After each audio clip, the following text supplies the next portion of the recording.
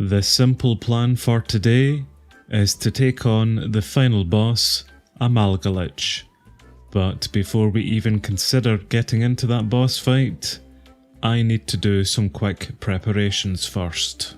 I've read up about the boss and believe the best tactics for it is to take it on from a range. So as nice as our flamed dragonbone longbow is, I think we need an upgrade. Which upgrade comes in the form of a living great bow. The living great bow is similar to our scythe and is made up by using some more parasite parts. And the parasite parts that we need in particular come from long arm armor fragments once again. So we're back in the Lost Cities and hopefully are going to get some more parts. We are a lot more upgraded this time around since the last time that we entered the cities, and I am really hoping that the upgrades are going to help us kill these buggers a lot more efficiently. And yellow eye bones are a good start because I know that we will need some of those.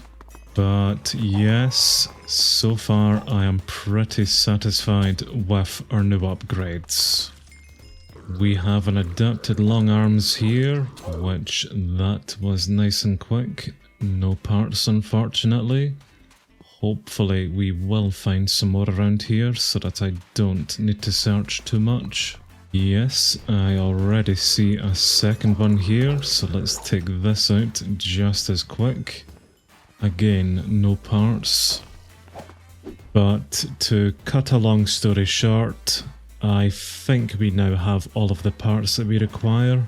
So let's pick this up and let's get ourselves right back to the Hobbit house. So the great bow requires some upper limbs, which we can make with sticks, long arm armor fragments and infected flesh. We need a grip part, which we can make using reeker fangs, leather and infected flesh, which again we have. As well as some lower limbs, which are pretty much the same as the upper ones. We need to make some great bow string, which we can do by using flesh alongside some string. And finally, we need a core, which we use yellow eye bones, long arm armor fragments and infected flesh to make. So that is everything then to make the living great bow, which we will do. And we can even upgrade the living great bow to a sentient one using yellow eye bones alongside 4 undead soul stones. We will summon and murder a few lunar grus for some of the undead soulstone drops, and then we combine them with the living great bow to create the sentient one, which admittedly does have a pretty bad quality, but hopefully we can make it better. And now for the bad bit, where we have to disenchant our dragon-flamed bow, but for the greater good. The bow is now enchanted, so we will take it for a quick test run, and yep, I think this will do. Maybe one more test run with it. Let's see how the golem enjoys it. Loves it. So that's the preparation now done for the Amalgalich fight. All we need to do is establish the altar for it, which we can create an altar by using an undead soul cube, which we make that by using some shadowstone, which we can simply make with cobblestone and obsidian, as well as our corrupted skulls, which we got from Asmodeus, and an undead soulstone, which we have everything for this now, so there's our soul cube. Even with all of our new gear and newly upgraded gear, I still get the feeling that this fight is going to be pretty much one-sided by Amalgalich. But we're back in the Lost City, and now just to find an appropriate place to make this altar. Which, to be honest with you, I'm not really sure where would be appropriate, so we will just simply make one right here. I will burrito and buff back up for this fight, but most likely, like the other ones, it will probably disappear once it uses an attack on us. But I think that's everything then, and I've now set the altar up correctly, so let's start the fight with Amalgalich. I really get the feeling this is about to go very, very badly. But so long as we keep our distance away from him and don't go into melee range and just keep moving, then hopefully we might stand a chance against it. Which so far actually, so good. We are taking his health down and not taking too much damage. But this attack here, he starts to drag us in, which I really can't have him doing so. Uh-oh. Okay, that was way too close for comfort there. And I think these things are causing a bit of blindness on us. But so far actually, so good. So long as we do stay away from this attack here, keep to the sides, we should be okay. Nasties, leave me be. Oh, this is not a sight that I'm really happy with right now. Nor with all of the parasites and of course a bloody enderman coming in. And we are going to have fear afflicted on us, so that does mean using the bow at times is not going to happen, which is irritating, probably because of you guys as well. Here is the big sucking attack again.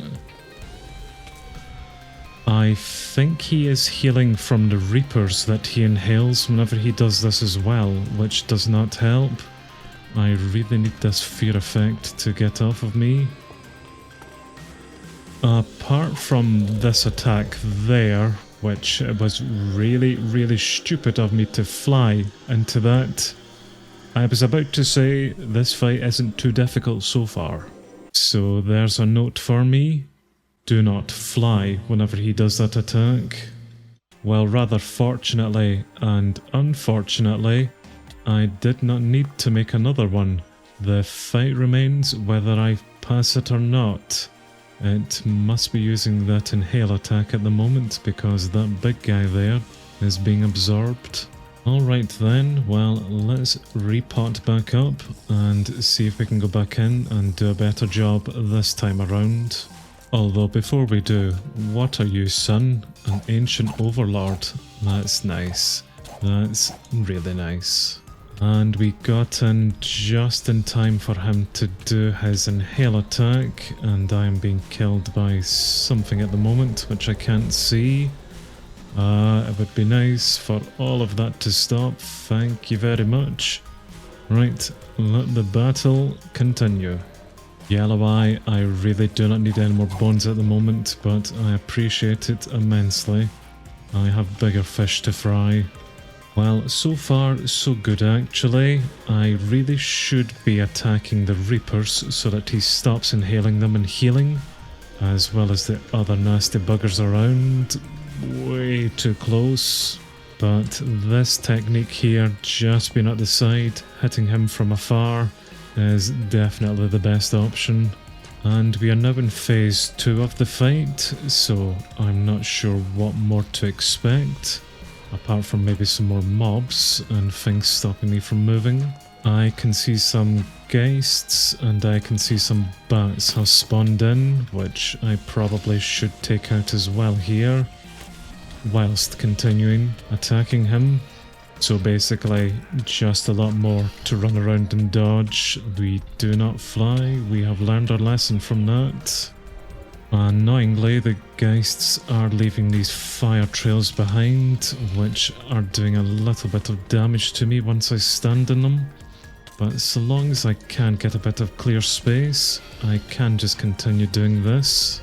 We've moved into phase 3 now, and his health is looking a lot better, as in he's nearly dead, so I'm happy-ish with what's happening at the moment, or maybe not. We might need to just tank through this. One more hit. Oh, okay then. Okay. I'm not sure if I like that boss there or not, but at least it is dead. Hello, old me. Good fight, son. What goodies did we get then? A Wrath pendant. Nice one. And I have also just noticed the experience that bad boy gave us. That certainly makes up for all of the experience I had to use to enchant this bow. While I return back to the Hobbit house triumphant with a stupid amount of experience and quite a lot of goodies that we managed to get. The Wrath pendant is going to give us +2 damage, which is pretty significant, and grants us a sinful buff, which gives us more damage and armor after we deal a critical hit. But mainly with this pendant, I will replace the Pride one that I have, and we will put it in its place. We also got some Undead Soul Stones, some Spectral Bolt charges, some Lob Darkling charges, and some Nether Stars. And they are not too bad of a drop, to be fair. And truth be told, I'm not entirely sure what else to do now in RLCraft. I knew those bosses were pretty much the last thing to do with it, which we have now done, and I'm pretty happy with having conquered them. But what do I do next? I have seen that we can upgrade our soul key using some emeralds to an emerald one, and this will allow us to summon some more powerful bosses, which I imagine are just stronger versions of the ones that we've already faced. Yep, it does seem to be that case. Dark Rahovart this time. And he's dead. And I'm going to assume that the drops are just going to be a bit more from what we're used to. Yep, that's a lot more Demon Soul Stones from it. So, yep, as much fun as it would be to go back through and kick some more higher level boss ass, I'm not really sure what else I should be doing at the moment. Maybe I should go kill an ice dragon and get one of their eggs. But honestly, I'm really not sure what to do next.